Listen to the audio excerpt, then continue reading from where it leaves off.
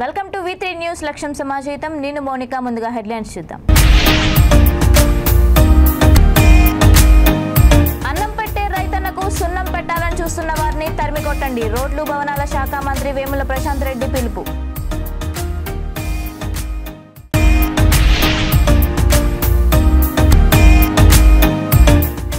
అధికారుల మధ్య సమన్వయ లోపంతోనే రైతులకు అన్యాయం. తెలుగుదేశం పార్టీ సీనియర్ నాయకుడు దేవినేని ఉమామహేశ్వరరావు వ్యాఖ్య.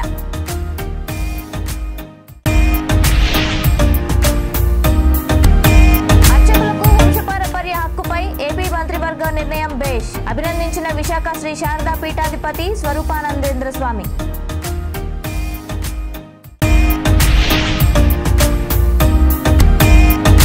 తాలిపేరు ప్రాజెక్టుకు జలకళ. 2 గేట్లను ఎత్తి 2196 క్యూసెక్ల వరద నీటిని వదిలిన అధికారులు. ఇక డీటెయిల్స్ చూస్తే, అన్నం పెట్టే రైతన్నకు సున్నం పెట్టాలని చూస్తున్న వారిని తరిమి కొట్టాలని రోడ్లు భవనాల శాఖ మంత్రి వేముల ప్రశాంత్ రెడ్డి పిలుపునిచ్చారు. నిజామాబాద్ జిల్లా బాల్కొండ నియోజకవర్గం మోర్తాడ్ మండలంలో సుమారు 10 కోట్ల వ్యయంతో చేపట్టే బీటీ రోడ్ నిర్మాణ పనులకు ఆయన శంకుస్థాపన చేశారు. 2.9 కోట్లతో తక్కుర్వాడ నుండి కుకునూరు లింక్ వద్దకు బీటీ రోడ్ నిర్మాణం పనులకు మోర్తాడ్ పెద్దవాగు రోడ్డుపై శంకుస్థాపన చేశారు. 6.8 కోట్ల వ్యయంతో మోర్తాడ్ నుంచి Basheerabad via Vadyad BT road double line పనులకు మోర్తాడ్ మార్కెట్ వద్ద వడ్యాడ్ గ్రామంలో శంకుస్థాపన కార్యక్రమాల్లో పాల్గొన్నారు. ఈ సందర్భంగా ఆయన మాట్లాడుతూ, రైతులంతా ఒకే కులం, పార్టీలతో రైతులకు సంబంధం ఉండదని అన్నారు. మంచి చేస్తున్న కేసీఆర్ ప్రభుత్వాన్ని రాజకీయాలకు అతీతంగా రైతులు, ప్రజలు కడుపులో పెట్టుకొని కాపాడుకోవాలని పిలుపునిచ్చారు. ప్రభుత్వ సంక్షేమ పథకాలపై గ్రామాల్లో విస్తృత చర్చ జరగాలని అన్నారు. కేసీఆర్ అనవసరంగా రైతులకు 24 గంటల ఉచిత కరెంట్ ఇస్తున్నారట. తామొస్తే 3 గంటల కరెంట్ ఇస్తామని కాంగ్రెస్ వాళ్ళు అన్యాయంగా దుర్మార్గంగా మాట్లాడుతున్నారు అని ఆగ్రహం వ్యక్తం చేశారు. ఈ కార్యక్రమంలో DCCB vice chairman Ramesh Reddy, BRS నాయకుడు కోటపాటి నరసింహనాయుడు, స్థానిక ప్రజాప్రతినిధులు, మండల పార్టీ నాయకులు తదితరులు పాల్గొన్నారు.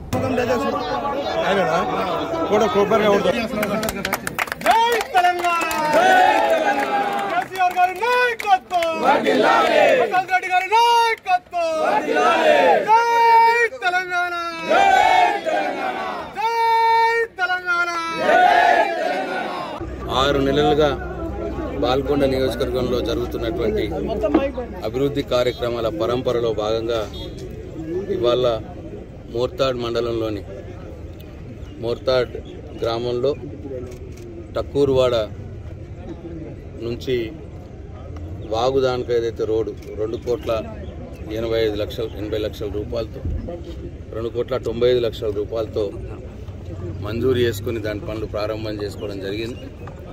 అట్లనే మోర్తాడ్ గ్రామం నుంచి వడ్డాటు బషీరాబాద్ చౌట్పల్లి మెయిన్ రోడ్ దానిక ఉన్నటువంటి ఈ మొత్తం రోడ్ని సింగిల్లోని డబుల్ రోడ్గా మార్చుకోవడానికి 6,85 లక్షల రూపాయలు మంజూరు చేసుకుని పనులు మొదలు పెట్టుకోవడం జరుగుతూ ఉన్నది.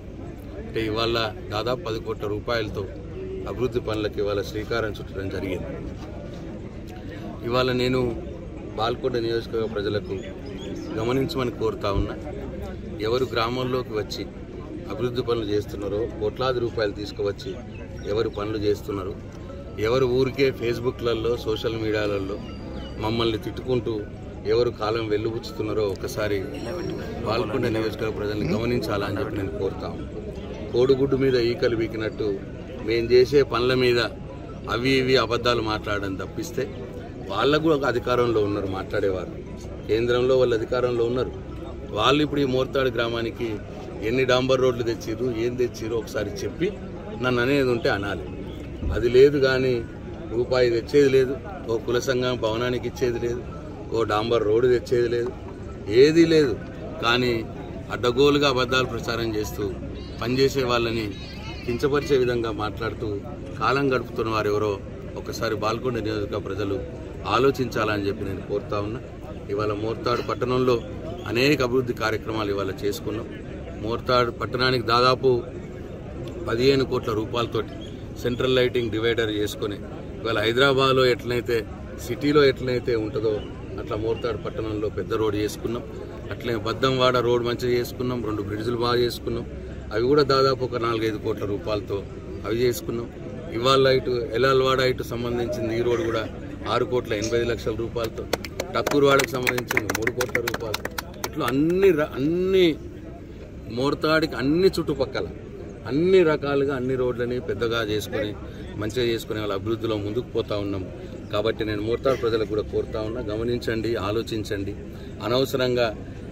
అనవసరంగా అబద్ధ మాటలు నమ్మి మోసపోవద్దు అని చెప్పి నేను మరొకసారి మరి కోరుకుంటూ, ఇన్ని నిధులు ఇచ్చినటువంటి కేసీఆర్ గారికి నా పక్షాన, మీ అందరి పక్షాన, మోర్తాడు గ్రామ ప్రజల పక్షాన నా హృదయపూర్వక ధన్యవాదాలు తెలియజేసుకుంటూ సెలవు తీసుకుంటున్నా. జై తెలంగాణ. రెవెన్యూ అధికారులకు జాతీయ రహదారి అధికారులకు మధ్య సమన్వయ లోపంతోనే భూములు ఇచ్చిన రైతులకు నష్టపరిహారంలో తీవ్ర అన్యాయం జరుగుతోందని మాజీ మంత్రి, తెలుగుదేశం పార్టీ సీనియర్ నాయకుడు దేవినేని ఉమామహేశ్వరరావు ఆరోపించారు.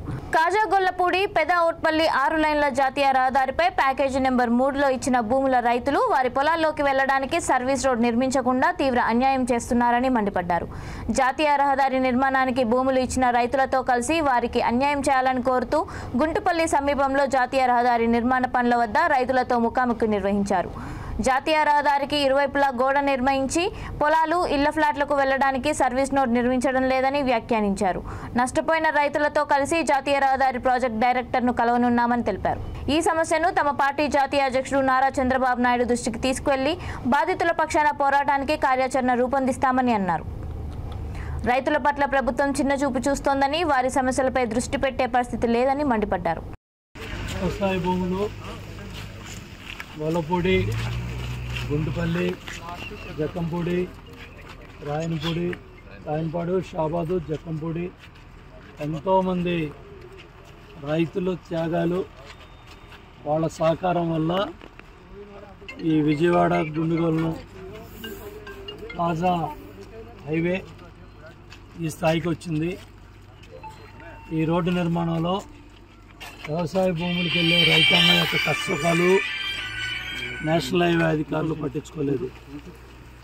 సర్వీస్ రోడ్డు వేయాలనే ఇంగిత జ్ఞానం కూడా లేకుండా మీరు ఫ్లాట్లో ఇల్లు కట్టినప్పుడు రోడ్డు వేస్తామని జిల్లా యంత్రాంగం మాట్లాడుతూ ఉంది. సిఆర్డీఏ వాళ్ళు గడి బీగుతున్నారు. నేషనల్ హైవే వాళ్ళకి బాధ్యత లేదు.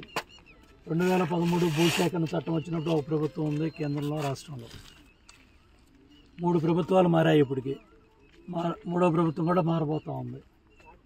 3 పీడీలు ఈ రైతుల జీవితాలతో. ఎవరైతే చిన్న సన్నకారు సామాన్యుడు కొనుక్కున్న ఫ్లాట్కి రోడ్డు ఇవ్వడానికి, సర్వీస్ రోడ్డు ఇవ్వడానికి మీనమేషాలు లెక్క పెడుతున్నారు.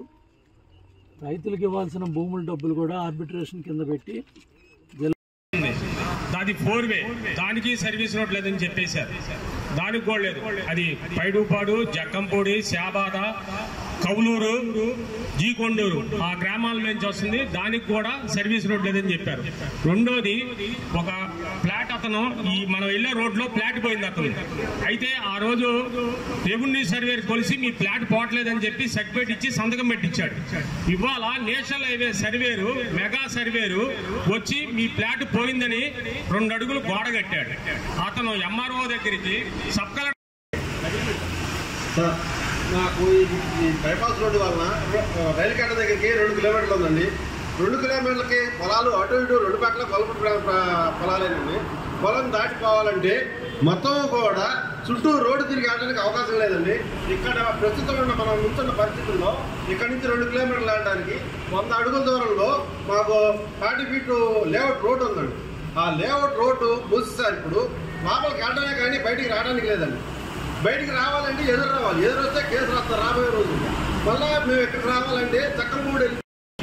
ఇక్కడ చేసిన గొల్లపూడి రైతులకు, జక్కంపూడి రైతులకి, అలాగే ఈ చుట్టుపక్కల ఉన్న ఫ్లాట్ ఓనర్స్ అందరికీ కూడా నమస్కారం. 2014లో ఈ బైపాస్ రోడ్డు నిర్మాణం జరుగుటకు ఆర్డర్ ఇచ్చుంటారు. అది 4-వే, ఆ వేళ 4-వే నుంచి 6-వే చేయడం వల్ల డిలే అయింది. డిలే చేసి 2019లో చంద్రబాబు నాయుడు గారు రోజు 4-వే ఒప్పుకొని ఉంటే ఇంకెంత అధ్వానంగా ఉండేదో ఆలోచించండి. 6-వే అవటం వల్ల భవిష్యత్ అవసరాల కోసం ఇది ఒక మంచి కార్యక్రమం జరిగింది. దానివల్ల 2020లో ఒక జీవో ఇష్యూ చేశారు 180 ఆర్టీపీ చేయాలని చెప్పారు. కానీ సిఆర్టీలో ఆర్టీపీ చేయమని లెటర్ పెడితే మాకు సంబంధం లేదు. నేషనల్ హైవే వాళ్ళని అడగమన్నారు. నేషనల్ హైవే వాళ్ళని అడిగితే మాకు ఇప్పుడే వేసే ఉద్దేశం లేదు, 6-వే ఎక్స్టెండ్ చేసే ఉద్దేశం లేదంటే వాళ్ళు మీరు ఫ్రీగానే ఇస్తే కనుక సైటు మేము పర్మిషన్ ఇస్తాం, అప్రూవల్ బిల్డింగ్ అప్రూవల్ ఇస్తాం అంటున్నాం. అర్చకులకు వంశపారపర్య హక్కులు కల్పించేందుకు ఏపీ కేబినెట్ తీర్మానం చేయడం పట్ల విశాఖ శ్రీ శారదా పీఠాధిపతి స్వరూపానందేంద్ర స్వామి స్పందించారు. అర్చకుల వంశపారపర్య హక్కులపై ఏపీ కేబినెట్ తీర్మానం ఆమోదయోగ్యంగా ఉందని కొనియాడారు. అసెంబ్లీలో చట్టబద్ధంగా నిర్ణయం తీసుకునేందుకు కేబినెట్ తీర్మానం చాలా అవసరమని అన్నారు. అర్చక కుటుంబాల దశాబ్దాల కళ నెరవేర్చడానికి కృషి చేస్తున్న సీఎం జగన్మోహన్ రెడ్డికి అభినందనలు తెలిపారు. అర్చక వృత్తికి బ్రాహ్మణులు దూరమవుతున్న సమయంలో ఇది తాజా నిర్ణయం హర్షించదగ్గ పరిణామమని అన్నారు. ఈ వంశపారపర్యం అనేది ఈ రాష్ట్రంలో ఉండాలి. ఎందుకంటే అర్చకుల యొక్క పిల్లలు, అర్చకుల యొక్క వంశం మళ్ళా అర్చకత్వానికి ఇష్టపడని రోజులలో, అర్చకులు దొరకని పరిస్థితుల్లో అర్చకుల యొక్క కుటుంబాలే వంశపారపర్యంగా ఉండాలి అని గత 30 సంవత్సరాలుగా విశాఖ శ్రీ శారదాపీఠం కూడా పోరాటం చేస్తూ ఈ ప్రభుత్వంలో మేము పదే పదే చాలాసార్లు చెప్పడం చేత సీఎం గారు జగన్మోహన్ రెడ్డి గారు దాన్ని పరిగణనలో తీసుకొని అర్చకుల యొక్క వంశపారపర్యం అనేది జరగాలని క్యాబినెట్లో పెట్టడం. ముందుగా ఇది వరకు దీని మీద లీగల్ కాంప్లికేషన్స్ చాలా ఉన్నాయి. వీటిని తొలగిస్తే కానీ వంశపారపర్యం కుదరదు అని చెబితే దానికి తగ్గట్టుగా క్యాబినెట్లో ఈ చట్టబద్ధమైన వాటిని తొలగించి క్యాబినెట్లో పూర్తిగా దాన్ని ఆమోదయోగ్యం చేశారు. ఇంకా అసెంబ్లీలో దీన్ని తీర్మానం చేయాలి.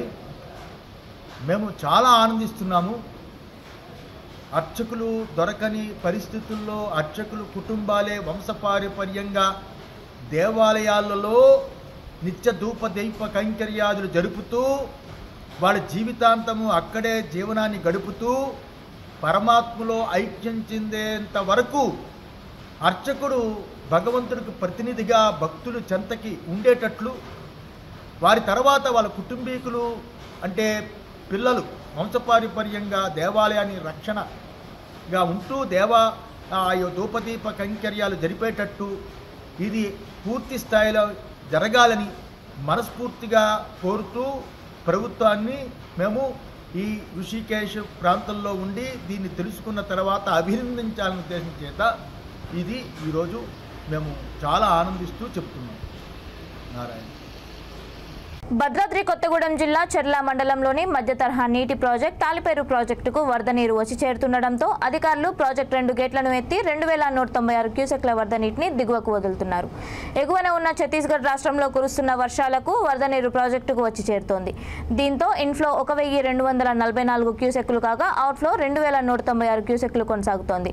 ప్రాజెక్టు సామర్థ్యం 730 మీటర్లు కాగా ప్రస్తుత నీటి మట్టం 71.95 మీటర్లకు చేరుకోవడంతో వరద నీటిని దిగువకు వదులుతున్నారు. ఈ ఏడాది మొదటిసారి ఈ ప్రాజెక్టు నుండి వరద నీటిని అధికారులు దిగువకు వదులుతున్నారు.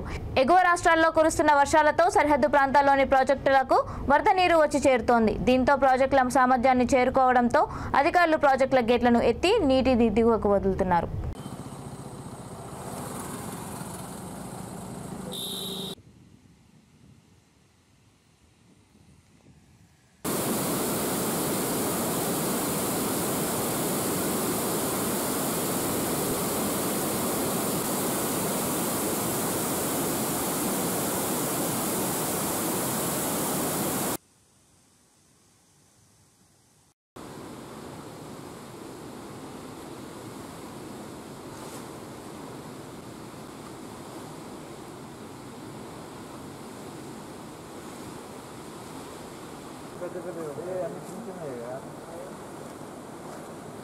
భారత అంతరిక్ష పరిశోధన కేంద్రం ఇస్రో చేపడుతున్న చంద్రయాన్ 3 ప్రయోగానికి సర్వం సిద్ధం చేసింది. చంద్రయాన్ 3 ప్రయోగానికి సంబంధించిన కౌంట్ డౌన్ ప్రారంభం కానుంది. నెల్లూరు జిల్లా శ్రీహరికోటలోని షార్లో సందడి వాతావరణం నెలకొంది. మరోవైపు ఇస్రో చైర్మన్ సోమనాథ్ తిరుమల శ్రీవారిని దర్శించుకున్నారు. చంద్రయాన్ 3 రాకెట్ ప్రయోగం విజయవంతం కోసం ఆయన పూజలు చేశారు. అనంతరం సూలూరుపేటలో చెంగాలమ్మ తల్లికి ప్రత్యేక పూజలు నిర్వహించారు.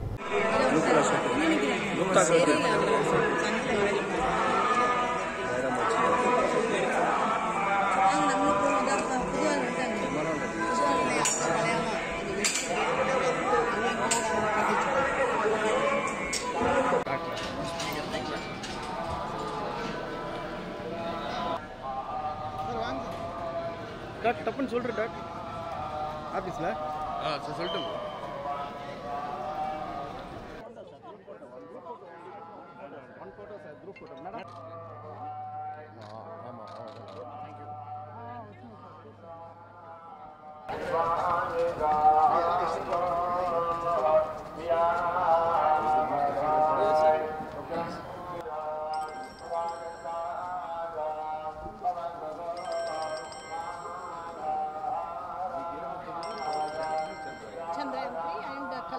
తెలుగుదేశం పార్టీ జాతీయ ప్రధాన కార్యదర్శి నారా లోకేష్ చేపట్టిన యువగలం పాదయాత్ర చరిత్రలో నిలిచిపోతుందని పార్టీ అనంతపురం జిల్లా ముఖ్య నేతలు అన్నారు. లోకేష్ చేపట్టిన యువగలం పాదయాత్ర నెల్లూరు జిల్లా కావలి నియోజకవర్గంలో 2000 కిలోమీటర్లు మైలురాయి దాటింది. ఈ సందర్భాన్ని పురస్కరించుకొని జిల్లాలోని పలు నియోజకవర్గాల్లో ఇన్ఛార్జీలు, పార్టీ ముఖ్య నాయకుల ఆధ్వర్యంలో యువగలానికి సంఘీభావ యాత్ర నిర్వహించారు. అనంతపురం అర్బన్ నియోజకవర్గ ఇన్ఛార్జ్ మాజీ ఎమ్మెల్యే వైకుంఠం ప్రభాకర్ చౌదరి ఆధ్వర్యంలో యాత్ర నిర్వహించారు. వందలాది మంది నాయకులు, కార్యకర్తలతో కలిసి రామ్నగర్లోని ఆ పార్టీ కార్యాలయం నుంచి కోర్ట్ రోడ్డు, క్లాక్ టవర్ మీదుగా ఎన్టీఆర్ సర్కిల్ వద్ద పాదయాత్ర చేశారు. ఎన్టీఆర్ సర్కిల్లో ఎన్టీఆర్ విగ్రహానికి పూలమాలలు వేసి ఘనంగా నివాళులర్పించారు. పాదయాత్రలో లోకేష్ జిందాబాద్, చంద్రబాబు నాయకత్వం వర్ధిల్లాలి అని నినాదించారు. సైకో పోవాలి, సైకిల్ రావాలి అని పెద్ద ఎత్తున నినాదాలు చేశారు. లోకేష్ యువగలం పాదయాత్ర 2000 మైలురాయి దాటడం ద్వారా చరిత్రను సృష్టించారని ఈ సందర్భంగా ప్రభాకర్ చౌదరి పేర్కొన్నారు. తెలుగుదేశం పార్టీ శ్రేణుల్లో యువగలం పాదయాత్ర నవచైతన్యాన్ని నింపిందని అన్నారు. పాదయాత్ర పూర్తయితే వైసీపీకి రాష్ట్రంలో నూకలు చెల్లినట్లేనని జోషన్ చెప్పారు.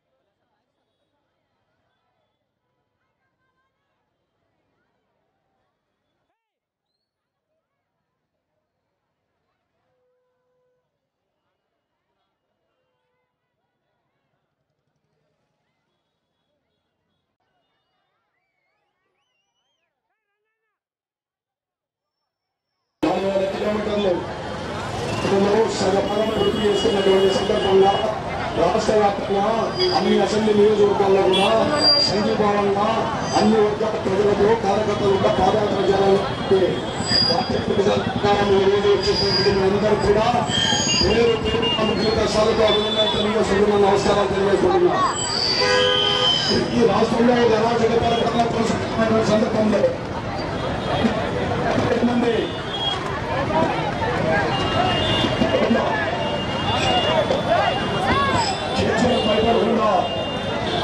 చేస్తున్నటువంటి పార్టీ కార్యక్రమాలే కాకుండా వ్యతిరేక విధానాలు ఎక్కడైతే ఉన్నాయో ఎలుగెత్తి చాటినటువంటి కార్యక్రమ నాయకుడికి పనిచేస్తున్నాం. ఎందుకంటే అధికారం ఉన్నప్పుడు అనుభవించడానికి అందరూ వస్తారు, ప్రతిపక్షంలో పని చేయాలంటే కార్యకర్తలకు ఎందువల్ల పార్టీ ఆ సందర్భంగా మనందరం కూడా ఈ తెలుగుదేశం పార్టీ ఈ నియోజకవర్గ తెలుగుదేశం పార్టీ ఎప్పుడు మర్చిపోదని చెప్పి తెలియజేస్తూ ఈరోజు మరి 4,000 కిలోమీటర్లు రాజు అనుమతితో అభ్యంతరాలు అదేవిధంగా తాడు సమీపాన్ని గుర్తు చేస్తున్నాను. ఈ ప్రజాస్వామ్య దేశంలో ఏ కార్యక్రమాలైనా నిర్వహించవచ్చు. ఆ విధంగా ఈ ప్రభుత్వం తిరుపతి జిల్లా దక్షిణ కైలాసంగా పేరుగాంచిన ప్రముఖ పుణ్యక్షేత్రం శ్రీ కాళహస్తీశ్వర ఆలయంలో కాలభైరవుడికి విశేషంగా అభిషేకాలు నిర్వహించారు. పాలు, పెరుగు, తేనె, సుగంధ ద్రవ్యాలతో అభిషేకం చేసి స్వామివారిని చక్కగా నిమ్మకాయల మాలతో అలంకరించారు. అర్చకులు విశేషంగా పూజా కార్యక్రమాలు నిర్వహించారు. ఈ వేడుకల్లో భక్తులు అధిక సంఖ్యలో పాల్గొని స్వామివారిని దర్శించుకున్నారు.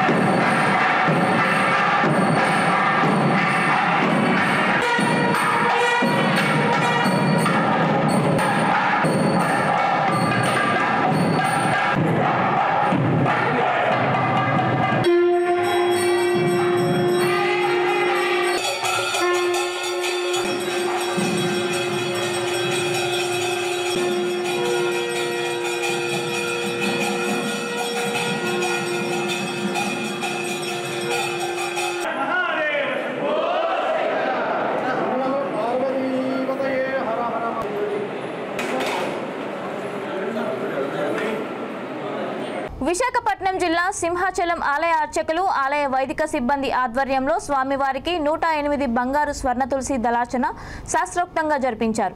దేవస్థాన వేద పండితుల వేద మంత్రాలు నాదస్వర మంగళ వాయిద్యాలతో శాస్త్రోక్తంగా స్వర్ణ పుష్పార్చన వైభవంగా నిర్వహించారు. అర్చకులు వేకువజామున స్వామిని సుప్రభాత సేవతో మేల్కొల్పి ప్రాతకాల పూజలు సాంప్రదాయబద్ధంగా నిర్వహించారు. శ్రీదేవి భూదేవి సమేత శ్రీ గోవిందరాజ స్వామి వారిని సర్వాంగ సుందరంగా అలంకరించి ఆలయ కళ్యాణ మండపంలో వేదికపై అధిష్ఠింపజేసి స్వర్ణ తులసి దళార్చన సేవ వైభవంగా నిర్వహించారు. ప్రత్యక్షంగా భక్తులు శ్రీ స్వామివారి ఆర్జిత సేవల్లో పాల్గొని తరించారు. ఓం హరయే నమః నమః ఓం వజ్రనఖాయ నమః ఓం వాసుదేవాయ నమః ఓం వంద్యాయ నమః ఓం వరదాయ నమః.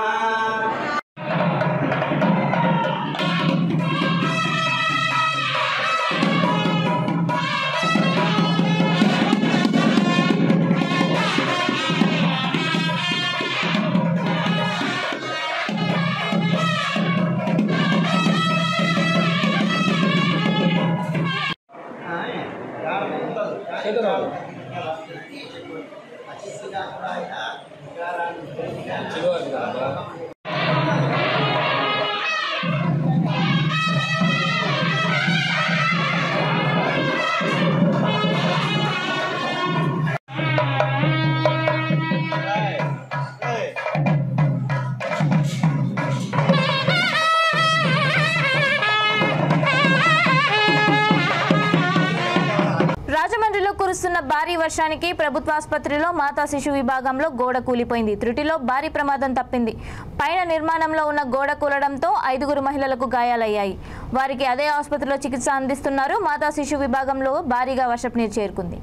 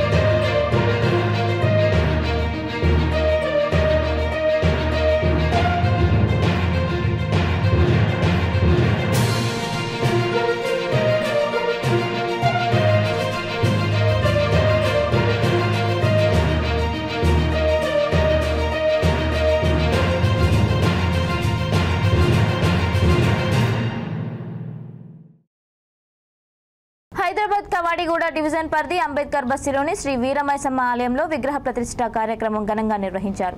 ఈ కార్యక్రమానికి ముఖ్య అతిథిగా బీఆర్ఎస్ సీనియర్ నాయకుడు ఎంఎన్ శ్రీనివాస్ హాజరయ్యారు.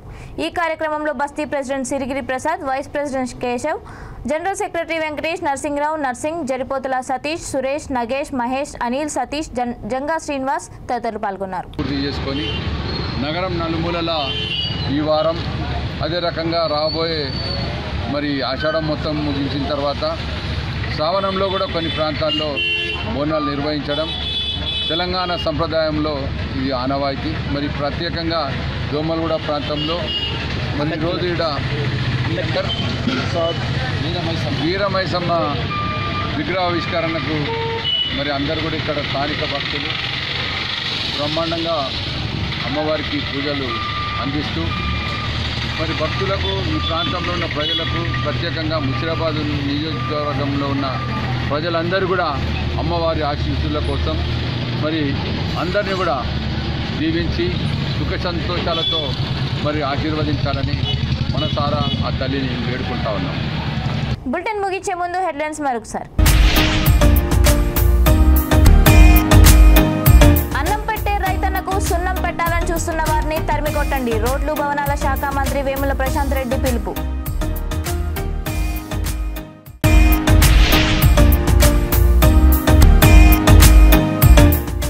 అధికారుల మధ్య సమన్వయ లోపంతోనే రైతులకు అన్యాయం. తెలుగుదేశం పార్టీ సీనియర్ నాయకుడు దేవినేని ఉమామహేశ్వరరావు వ్యాఖ్య.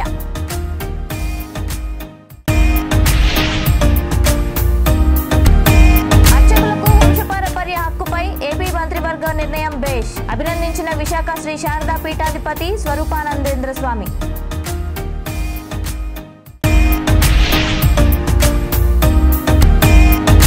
తాళ్లపేరు ప్రాజెక్టుకు జలకళ 2 గేట్లను ఎత్తి 2196 క్యూసెక్ల వద్ద నీటిని వదిలిన అధికారులు. ఇవి ఇప్పటివరకు ఉన్న అప్డేట్స్. మరిన్ని అప్డేట్స్ కోసం చూస్తూనే ఉండండి V3 న్యూస్. లక్ష్యం సమాజహితం.